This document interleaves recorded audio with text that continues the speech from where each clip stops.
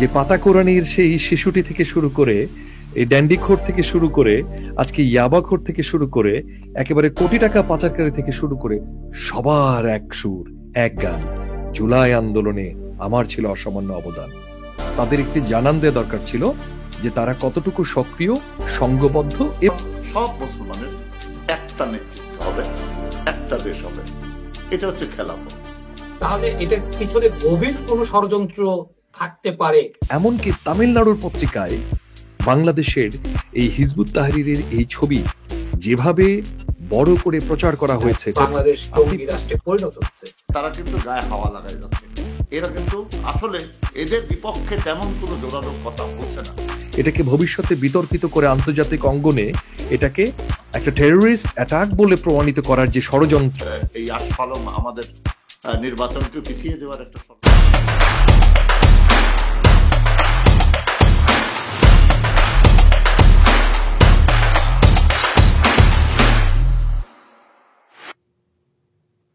প্রিয় দর্শক, শুভেচ্ছা জানবেন ইনফো এক্সপ্রেস বিডিতে আপনাদের সাথে আছি আমি মাসুদুল হাসান রনি।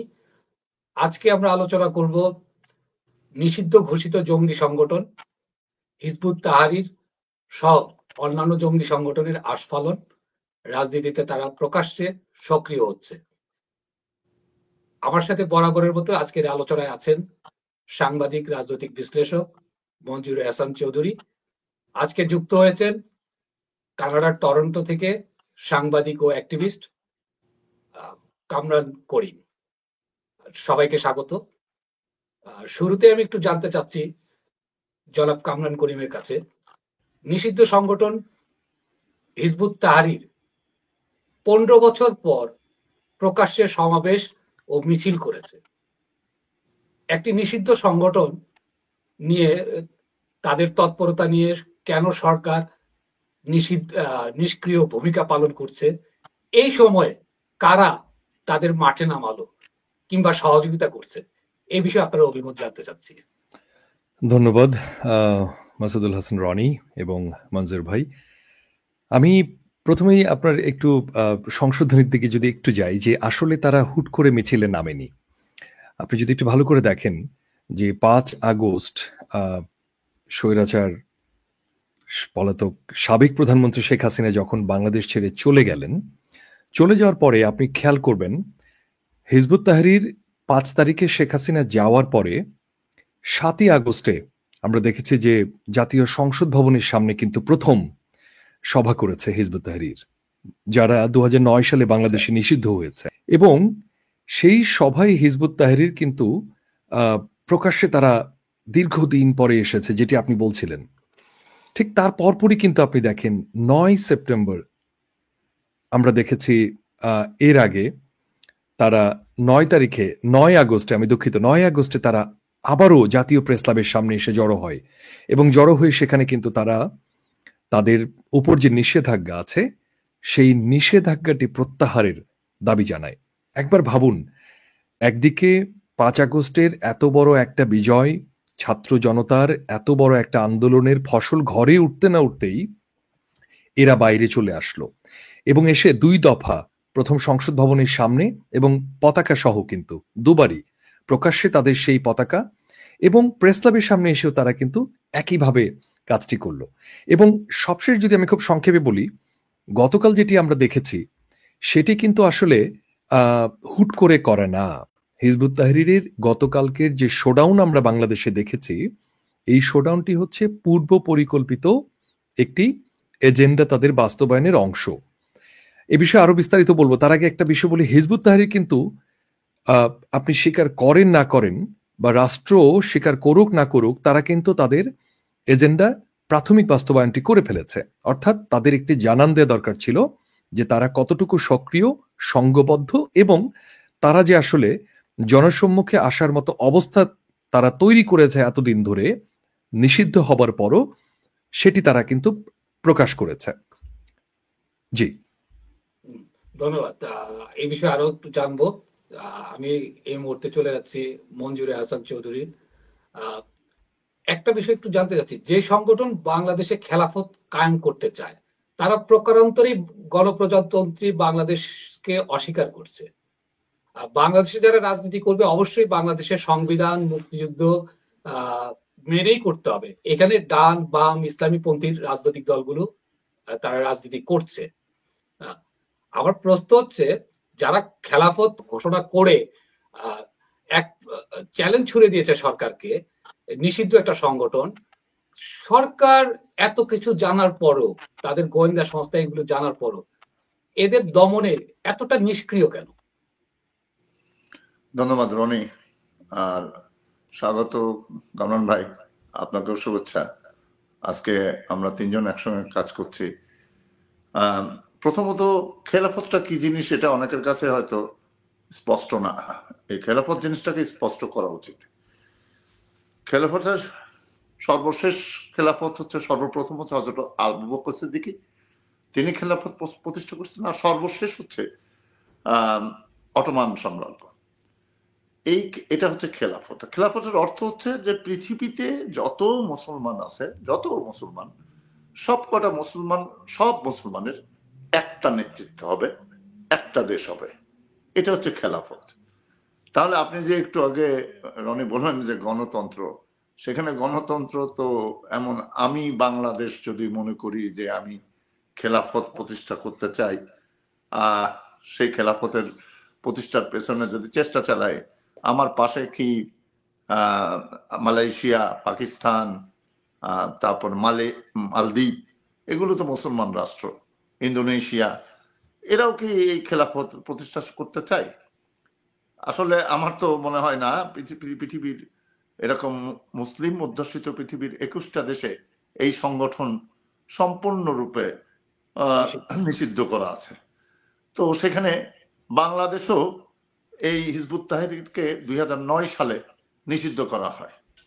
নিষিদ্ধ করা পর আর এই ইসলামী রাষ্ট্র ব্যবস্থা, খেলাফত প্রতিষ্ঠার যে আন্দোলন তারা করছে, সেই আন্দোলনটা মোটামুটি একটা সীমিত পর্যায়ে ছিল, যেটা কামরান ভাই উল্লেখ করেছেন। কিন্তু ইদানিং এখন এই সময় যখন একটি অন্তর্বর্তীকালীন সরকার দেশ পরিচালনার জন্য কাজ করছে, দেশকে সুসংগঠিত করার জন্য কাজ করছে, ঠিক সেই মুহূর্তে এরকম একটি জঙ্গিবাদী দল, সংগঠন, তার হঠাৎ করে মাথাচাড়া দিয়ে ওঠা, এটা অবশ্যই খুব অ্যালার্মিং আমাদের জন্য। না মঞ্জুর ভাই, এখানে আপনার সঙ্গে আমি একটু দ্বিমত ঠিক না, একটু যোগ করতে চাই আপনার কাছে। সেটি হচ্ছে যে আপনি যে শব্দটি বললেন যে হঠাৎ করে, এবং রনি ভাই যেটি বললেন যে আসলে কিভাবে আইন প্রয়োগের সংস্থা, গোয়েন্দা সংস্থার চোখকে ফাঁকি দিয়ে হিজবুত তাহরির এভাবে মাঠে এলো, এই জায়গায় কিন্তু একটি শুভঙ্করের ফাঁকি আমি বলবো, আমি খুব স্পষ্টত দেখতে পাই।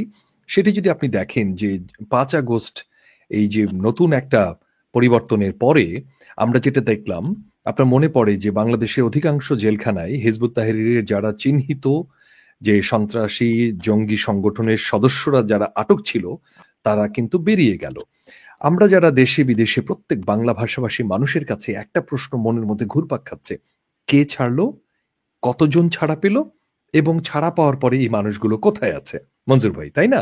তার মানে এই যে 3টা বিষয় আমরা বুঝতে পাচ্ছি, তার মানে এই যে জঙ্গি, পলাতক আসামি, ফেরারি, প্রত্যেকে কিন্তু এখন বাইরে চলে এসছে। তার মানে প্রথমে আপনার এই তদন্তটি দরকার। আমি একটি কথা পরিষ্কার বলতে চাই যে আমরা জুলাই আগস্টের গণঅভ্যুত্থানে আমরা একটা নতুন স্বপ্ন নিয়ে কিন্তু আন্দোলনের জন্য আমরা কথা বলেছি। তার মানে আমরা কোনোভাবেই কিন্তু চাইবো না যে এর মাঝখানে কোনো অপশক্তি আবার শেকড় গজাবে, কিংবা তাদের কর্মকাণ্ড নানাভাবে কৌশলে আবার শুরু করবার একটা অপচেষ্টা চালাবে। এই বিষয়গুলো কিন্তু ইউনূস সরকারকে পরিষ্কার করতে হবে, গোয়েন্দা সংস্থাকে জানাতে হবে, রাষ্ট্রের প্রতিটি নাগরিকের কাছে। জি, আমি আপনার এই সাথে একটু সরি ইন্টারাপ্ট করলাম, এই জি। বিষয়ের সাথে একটু যোগ করি। এই যে আপনি যেটা ব্যাখ্যা দিচ্ছিলেন, তারা বেরিয়েছে 5ই আগস্টের পর, এবং মঞ্জুর হাসান চৌধুরীও বলছিলেন। তা আবার এরা যে প্রকাশ্যে ঘোষণা দিয়ে নামছে এবং নেমেছে, এটা তো আমাদের গোয়েন্দা সংস্থাগুলোর কাছে অবশ্যই সংবাদ ছিল, এবং যে কারণে বাইতুল মোকাররমে তাদের মার্চ ফর খেলাফত যে কর্মসূচি, সেদিন সকাল থেকেই সেনাবাহিনীর উপস্থিতি ছিল, যে সেনাবাহিনীর হাতে ম্যাজিস্ট্রেসি পাওয়ার আছে, যে পুলিশ সেখানে ছিল, আইন শৃঙ্খলা রক্ষাকারী বাহিনী, অন্যান্য সংস্থাগুলো ছিল। তো এদের নামার ক্ষেত্রে প্রাথমিকভাবে কেন বাধা দেওয়া হলো না? কারা সহযোগিতা করলো? এই আচ্ছা প্রশ্নটা তো আসা আচ্ছা স্বাভাবিক। আমি এটা তো আমি অ্যালার্মিং। জি আমি এখানে মনজুর ভাই, আমি যদি আমাকে একটু সুযোগ দেন, আমি কি একটু বলতে পারি বিশ্ব মানে হিজবুত তাহরির ইন্টারন্যাশনাল অ্যাক্টিভিটিস থেকে যদি বলি, 1953-তে হিজবুত তাহরির প্রথম তাদের কর্মকাণ্ড শুরু করে 1953 সালে। এটি কিন্তু আজকের কথা নয়। আমি এখন যে জায়গায় যে মাটিতে বসে কথা বলছি, কিংবা আপনি যে মানচিত্রের মধ্যে বসে কথা বলছেন, সেখানে এই সংগঠনটি বৈধভাবে কাজ করছে। এবার একটু আসি আমরা, আমেরিকা এবং কানাডায় হিজবুত তাহরির কিন্তু বৈধ এবং তারা লিগেলি এখানে তাদের কর্মকাণ্ড পরিচালনা করছে। এখন আসুন যে বাংলাদেশে হঠাৎ করে হিজবুত তাহরির কি এত বড় একটা সমাবেশ করে ফেললো, নাকি এর আওয়াজটা আসলে ইন্টারন্যাশনালি যে 32টা দেশে হিজবুত তাহরিরের কর্মকাণ্ড পরিচালিত হচ্ছে, এই 32টা দেশের মধ্যে 2024 সালের সবশেষ ইউকে হিজবুত তাহরিরকে টেরোরিস্ট অর্গানাইজেশন হিসেবে নিষিদ্ধ ঘোষণা করে। আপনি যদি একটু পেছনের দিকে একটু তাকান, যে এই যে বাংলাদেশে মার্চ ফর কি একটা স্লোগান, সরি কি যেন স্লোগানটা ছিল, মার্চ ফর খেলাফত, এই খেলাফত স্লোগানটা এসছে কি বাংলাদেশের হেফাজতে এরা করেছে, হিজবুত তাহরির করেছে না। আমি অনেকের সঙ্গে আজকে এখানে বসবার আগে কথা বলছি, আমি খুব সংক্ষেপে একটু বলি আপনাকে। প্রথমত হচ্ছে যে কানাডায় দুই দফা তারা তাদের কনফারেন্স 2025 সালের কনফারেন্স করার চেষ্টা করেছে। প্রথম হ্যামিল্টনে তারা এই আমরা যেখানে আছে টরন্টোর একটু অদূরে হ্যামিল্টন শহরে 2025 সালের একটি কনফারেন্স করার জন্য তারা প্রস্তুতি নিয়েছিল, হলরুম বুক করেছিল। কিন্তু এখানে যে মুসলমানদের যে অর্গানাইজেশনগুলো রয়েছে তারা সিটি মেয়রের কাছে আপত্তি জানায় এবং তারা জানায় যেন এটি না করা হয়, এবং সিটি মেয়র তাদেরকে চিঠি দিয়ে জানিয়ে দেন যে জননিরাপত্তা এবং নানা বিষয় পর্যবেক্ষণের কারণে হ্যামিল্টন সিটি মেয়র অনেকগুলো ইমেল বার্তা এবং টেলিফোন বার্তা পাওয়ার কারণে হ্যামিল্টন শহরে হিজবুত তাহরিরের এই কনফারেন্সটা করতে দেয়নি। ওকে, এবার আসুন মনজুর ভাই, আপনি আমাকে শুনতে পাচ্ছেন? হ্যাঁ, শুনতে পাচ্ছি। আচ্ছা, এরপর যেটি করা হলো যে এই সমাবেশটিকে সরিয়ে নিয়ে আসা হলো মিসেসাগা শহরে। দেখুন, আমি কেন এই প্রেক্ষাপটে যাচ্ছি, তাহলে আপনি সূত্রটা বুঝতে পারবেন। মিসেসাগা শহরে আনা হলো, ঠিক একইভাবে মিসেসাগাতেও সেটিকে সিটি মেয়র প্রচুর ইমেল এবং টেলিফোন বার্তার কারণে জনগণের জনসম্পৃক্ততা যখন তাদের বিপক্ষে, তাদের পক্ষে নেই, তখন মেয়র বলেছে এর ফলে জননিরাপত্তা অর্থাৎ পাবলিক সেফটি যে বিষয়টি রয়েছে সেই প্ল্যাটফর্মে এটি অনুমতি দেওয়া যাচ্ছে না।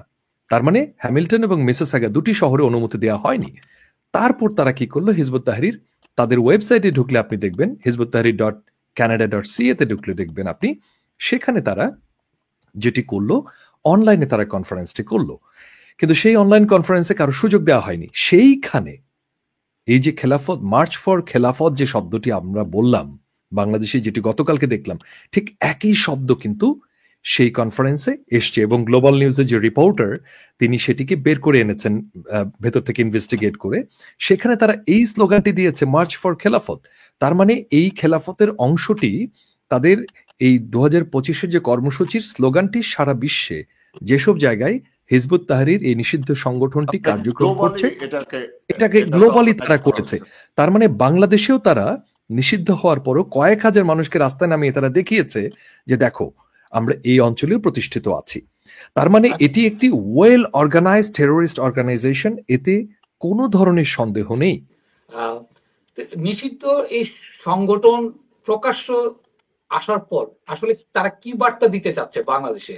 বাংলাদেশের একটা ভাবমূর্তি আছে উদার গণতান্ত্রিক রাষ্ট্র হিসাবে সারা বিশ্বের কাছে।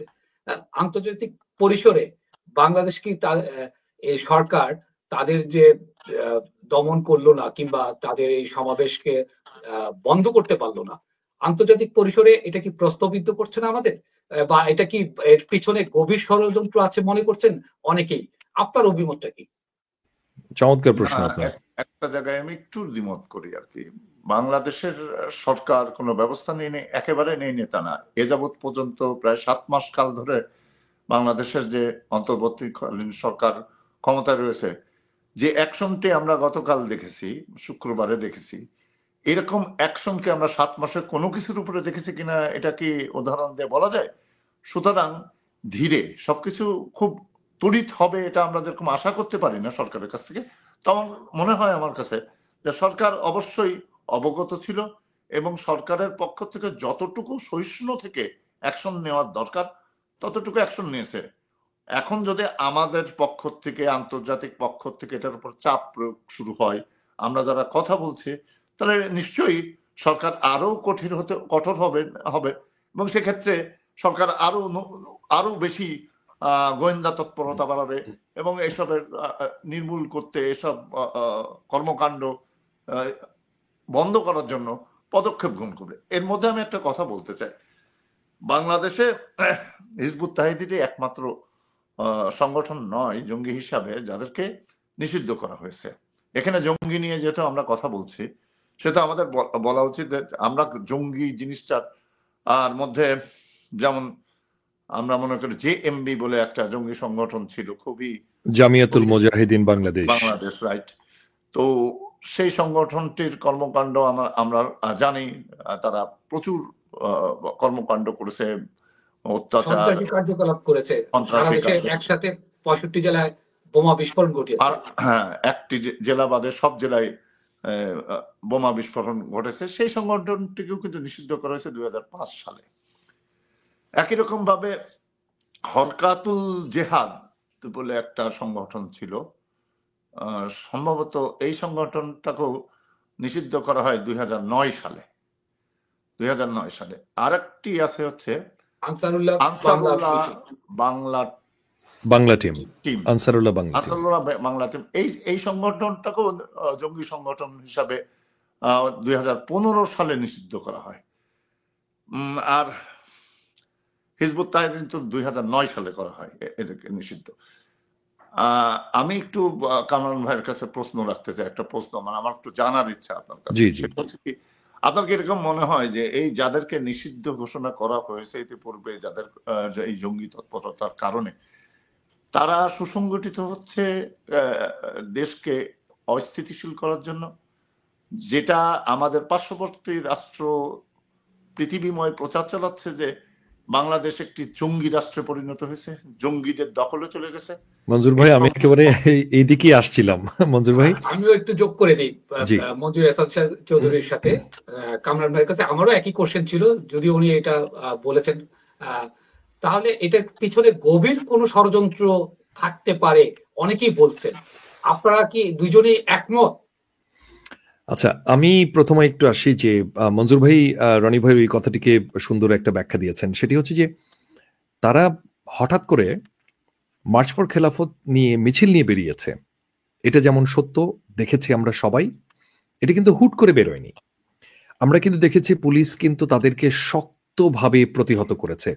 বাংলাদেশে এই মুহূর্তে পুলিশ বাহিনীর যে অবস্থা আপনি জানেন, সেই অবস্থায় এই বাহিনী যেভাবে শক্ত প্রতিরোধ গড়ে তুলেছে, আমি তাদেরকে একটা স্যালুট জানাতে চাই। অবশ্যই বাংলাদেশের বর্তমান পরিস্থিতিতে আইন শৃঙ্খলা রক্ষাকারী বাহিনীর যে অবস্থান, মাঠ পর্যায়ে তারা যে ভূমিকাটি রেখেছে, এটিকে নিঃসন্দেহে আমাদেরকে বলতেই হবে যে দারুণ একটা ভূমিকা নিয়েছে। এবং আমরা দেখেছি যে প্রধান উপদেষ্টার প্রেস উইং জানিয়েছে যে তারা বেশ কিছু হিজবুত তাহরিরের সক্রিয় সদস্য এবং নেতাকে গ্রেফতার করেছে এবং তাদেরকে রিমান্ডে নিয়ে জিজ্ঞাসাবাদ করা হচ্ছে। জি, তো এই যে কার্যক্রমটি, এটি কিন্তু নিঃসন্দেহে প্রশংসার দাবি রাখে। এবার আমি যদি একটু বলি যে দেখেন হিজবুত তাহরিরের সঙ্গে কারা যুক্ত আসলে, আপনি যদি একটু ব্যাকগ্রাউন্ডে আসেন, যদি দেখেন ঢাকা বিশ্ববিদ্যালয়ে মনে আছে আপনাদের, ঢাকা বিশ্ববিদ্যালয়ের শিক্ষক থেকে শুরু করে বুয়েটের শিক্ষকরা হিজবুত তাহরিরের সঙ্গে যুক্ত। আমার তো জানা মতে এটা রংপুর উদ্যমই হয়েছিল ওখান থেকে, এবং একজন শিক্ষক তিনি নিখোঁজ হয়ে গেলেন, তাকে পাওয়া গেল অন্য জায়গায় প্রশিক্ষণ নিয়ে তিনি ফিরলেন, রিমান্ড হলো।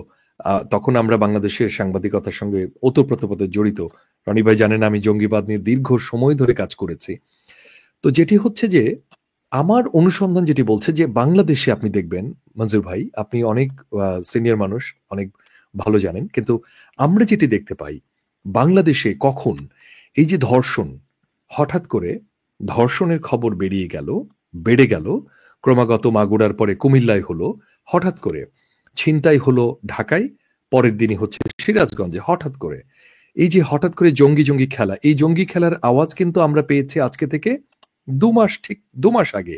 মনে আছে ভারতের কলকাতায় পুলিশের সাবেক যিনি কর্মকর্তারা যারা পলাতক আছেন, কলকাতার বিভিন্ন অলিতে গলিতে চষে বেড়াচ্ছেন যারা, তাদের কিছু অডিও লিক হয়েছে, সেখানে তারা বলেছেন যে যে কোনো সময় একটা জঙ্গি একটা গেম খেলে দেওয়া হবে, তারপর দেখবেন। আমি ধরে নিচ্ছি সেটি এআই জেনারেটেড অডিও ছিল, কিন্তু আপনি যদি গতকালকের এই খেলা, এই যে আমাদের হিজবুত তাহরিরের এই আওয়াজ দেওয়ার পরে ভারতের গণমাধ্যমের দিকে যদি আপনি তাকান, আমি আনন্দবাজার, ইন্ডিয়ান টাইমস সহ বিভিন্ন পত্রিকা দেখেছি, এমনকি তামিলনাড়ুর পত্রিকায় বাংলাদেশের এই হিজবুত তাহরিরের এই ছবি যেভাবে বড় করে প্রচার করা হয়েছে, টেলিভিশন স্ক্রল যাচ্ছে, ব্রেকিং নিউজ যাচ্ছে, এবং এনডিটিভি যেভাবে প্রচার করেছে, আপনি পৃথিবীর কোথাও কোনো গণমাধ্যমে এটিকে এত ঢালাওভাবে প্রচার করা হয়নি। এখন প্রশ্ন হচ্ছে, যে কোনো জঙ্গি সংগঠনের এমন পার্শ্ববর্তী রাষ্ট্রে মানে ডানা মেলে দাঁড়িয়ে যাওয়ার খবর প্রচার করবে এই গণমাধ্যম, এটি মেনে নিলাম, কিন্তু সেখানে কি বলা হচ্ছে আপনি যদি একটু দেখেন, আপনি আপনি আটকে উঠবেন। এবং সেখানে বলা হচ্ছে বাংলাদেশ আবার, একটা লাইন এনডিটিভিতে এসছে, বাংলাদেশ আবার জঙ্গি রাষ্ট্রের দিকে এগিয়ে গেল এক ধাপ। আসলে কি বাংলাদেশ জঙ্গি রাষ্ট্রের দিকে এগিয়ে গেল? আমার মনে হয় এই জিনিসগুলো বাংলাদেশের মানুষকে খুব ভালোভাবে খেয়াল রাখতে হবে। আইন শৃঙ্খলা রক্ষাকারী বাহিনী, বাংলাদেশে কাউন্টার টেরোরিজম ইউনিট রয়েছে, খুবই শক্তিশালী একটা ইউনিট আমি জানি, এবং বাংলাদেশের গোয়েন্দা সংস্থা আমি মনে করি অনেক অনেক অনেক স্ট্রং। তারা যদি চান, তারা 24 ঘন্টার মধ্যে এদেরকে এদের শেকড় উপড়ে ফেলতে পারেন, আমি মনে করি। সুতরাং একটু শর্ট করতে চাচ্ছি আলোচনাটা, একটু মঞ্জুর হাসান চৌধুরীর কাছে আবার ফিরে আসতেছি। তো আমরা একটা বিষয় লক্ষ্য করলাম, 5ই আগস্টের পর ইসলামী দলগুলো এবং এই বিভিন্ন জঙ্গি সংগঠনগুলো একটা ন্যারেটিভ তৈরি করার চেষ্টা করেছে। তারা বলার চেষ্টা করছে এই আন্দোলনের পিছনে তাদের শক্তি এবং তাদের সক্রিয় ভূমিকার কথা, যেখানে বৈষম্য বিরোধী ছাত্র আন্দোলনের সাথে সাধারণ ছাত্র জনতা, সর্বস্তরের মানুষ অংশ নিয়েছিল। হ্যাঁ, তো এটা আবার আরো বলা হচ্ছে, এটার এই ন্যারেটিভে ডিপ স্টেটের কথাও বলা হচ্ছে। এই একই সুরে কথা বলছে পতিত সরকারের সাবেক প্রধানমন্ত্রী।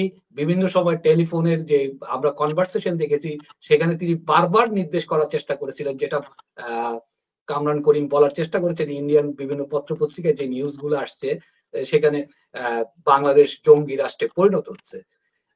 আবার প্রশ্ন হচ্ছে মঞ্জুর হাসান চৌধুরী, এই যে এই ন্যারেটিভ দ্বারা বাংলাদেশকে কি অস্থিতিশীল করে এই সরকারকে বেকায়দায় ফেলার কোন ষড়যন্ত্রের একটা অংশ?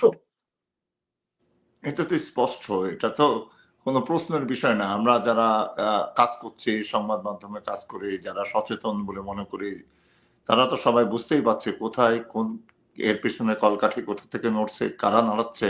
একটু আগেই তো কামরান ভাই এই প্রসঙ্গেই বললেন যে কোথা থেকে নড়ছে।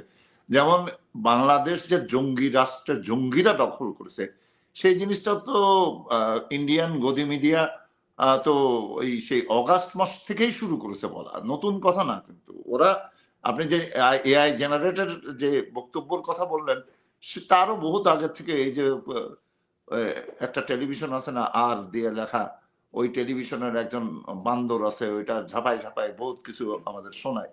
ও তো ইউনুস একটা কি সন্ত্রাসীদের নেতা আর কি, জঙ্গিদের নেতা, এরকম ভাবে বহু মানে প্রতিদিন পাগলার মতন চেঁচায় লম্ফজম্প করে আমাদেরকে বোঝাচ্ছে। তো এটা তো করতেছে, এটা করার জন্য যে সুযোগ সৃষ্টি হয়ে যাচ্ছে বাংলাদেশে, সেই সুযোগের জন্য আমি মনে করি বাংলাদেশের ইসলামিক দলগুলো কিছুটা দায়ী। আমি বলতে চাই জামাত ইসলামী সবচেয়ে বড় রাজনৈতিক দল, ইসলামী আন্দোলন আছে, এরপরে আরো আছে ইসলামী মজলিস, যারা কিনা বাংলাদেশের গণতন্ত্রের উপরে বিশ্বাস করে বাংলাদেশের রাজনীতি করে। তাদের কিছু দায় দায়িত্ব আছে এইসব জঙ্গিদের প্রতিরোধ করার জন্য। কিন্তু বেমালুম দেখেন, তারা কিন্তু গায়ে হাওয়া লাগাই যাচ্ছে। এরা কিন্তু আসলে এদের বিপক্ষে তেমন কোনো জোরালো কথা বলছে না। এটা কিন্তু খুবই রেড না। মঞ্জুর ভাই, এখানে অস্বীকার করছি না যে এই আন্দোলনে ছাত্রদের পাশাপাশি সর্বস্তরের জনতা ছিল, এখানে হয়তো বা ছিল, কিন্তু তারা ন্যারেটিভটা যেটা দাঁড়া করার চেষ্টা করছে সেটা নিয়ে প্রশ্ন উঠছে এখন। এটা প্রকাশিতই ছিল না যে তারা এই আন্দোলনটি করেছে। এখন যারা মাথাচাড়া দিয়ে উঠতেছে তাদের আইডেন্টিটি এবং ওনাদের আইডেন্টিটি ঠিক একই রকম। যেমন আজকে গতকালকে গেরুয়া পতাকা দেখা গেছে, খেলাফত, মার্চ ফর খেলাফত, আর তার সঙ্গে কালো কলমা খচিত পতাকা কালকে দেখা গেছে। এগুলো খুবই অ্যালার্মিং আমাদের জন্য। অবশ্যই এটা সরকারকে অস্থিতিশীল করার জন্যই এই ধরনের কাজ হচ্ছে, এবং তাদের একটা লক্ষ্য আছে, সেই লক্ষ্যটা তারা বাস্তবায়ন করার চেষ্টা করছে। আমি আপনার কাছে একটু সংক্ষেপে জানতে চাচ্ছি, এই ধরনের ঘটনা কামরান করিম, এই যে জঙ্গিদের আস্ফালন, আইন শৃঙ্খলার অবনতি, কিংবা কোন উপদেষ্টা, সাবেক উপদেষ্টা বলার চেষ্টা করছে নির্বাচনের পরিবেশ নাই, এই অনেকে বলছেন এসব আসলে পরিকল্পিতভাবে করা হচ্ছে নির্বাচনকে পিছনে আরো দীর্ঘায়িত করা। আপনার কি তাই মনে হয়? ধন্যবাদ। আমি শেষ দুটো বিষয় একটু কথা বলতে চাই। প্রথম বিষয়টি হচ্ছে, আপনি যারা দেখছেন এই মুহূর্তে, সেটি হচ্ছে যে এই যে বর্তমান সরকার, এই যে ইউনূস সরকারের বর্তমান অন্তর্বর্তীকালীন সরকারের দায়িত্ব নিয়ে অন্তর্বর্তীকালীন সরকারের বাংলাদেশ পরিচালনা, এর মূল চালিকা শক্তি কারা? আইন শৃঙ্খলা থেকে শুরু করে সবকিছুর পাহারাদার কারা? এটি যদি আপনি একটু ভালো করে দেখেন, পুলিশ নেই, পুলিশ না, আমি বলবো যে এক অর্থে সেনাবাহিনীও না, এই ইউনূস প্রশাসন কিংবা বাংলাদেশের মানুষকে এখন পাহারা দিচ্ছে সাধারণ ছাত্র সমাজ। এটি আপনি স্বীকার করেন না করেন, এবং ততক্ষণ পর্যন্ত বাংলাদেশের একটা সুষ্ঠু সংস্কার এবং অবাধ সুষ্ঠু নির্বাচনের আগ পর্যন্ত যারা এই ডক্টর ইউনূসকে এনেছিলেন, তাকে দেখভাল করার দায়িত্বটা, মঞ্জুর ভাই, আমি যতটুকু বুঝি পুরোপুরি ছাত্ররা নেবে, এবং তাদের শেষ রক্তবিন্দু দিয়ে হলেও তারা ইউনূস সাহেবকে নিয়ে আসার যে সম্মান, যে মর্যাদা এবং বাংলাদেশের স্থিতিশীলতা ধরে রাখার পুরো দায়িত্বটা তারা নেবে, এটি আমি শতভাগ বিশ্বাস করি, প্রথমত।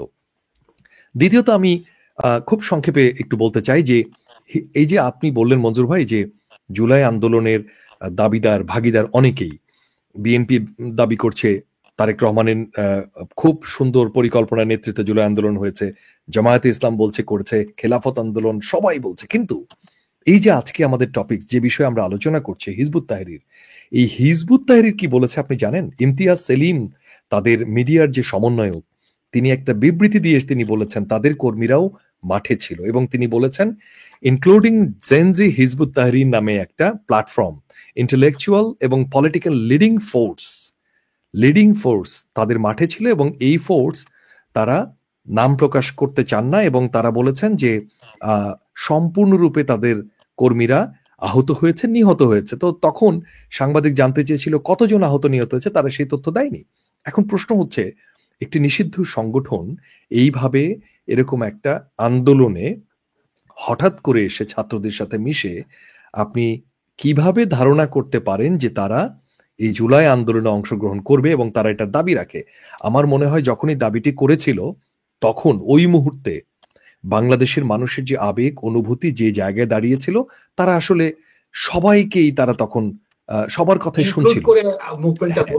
কিন্তু এখন ধীরে ধীরে দেখা যাচ্ছে, উত্তরটা একটু বলি ভাই, একটু বলি যে আপনি যদি একটু দেখেন যে পাতাকোরানির সেই শিশুটি থেকে শুরু করে, এই ড্যান্ডিখোর থেকে শুরু করে, আজকে ইয়াবাখোর থেকে শুরু করে, একেবারে কোটি টাকা পাচারকারী থেকে শুরু করে, সবার এক সুর এক গান, জুলাই আন্দোলনে আমার ছিল অসামান্য অবদান।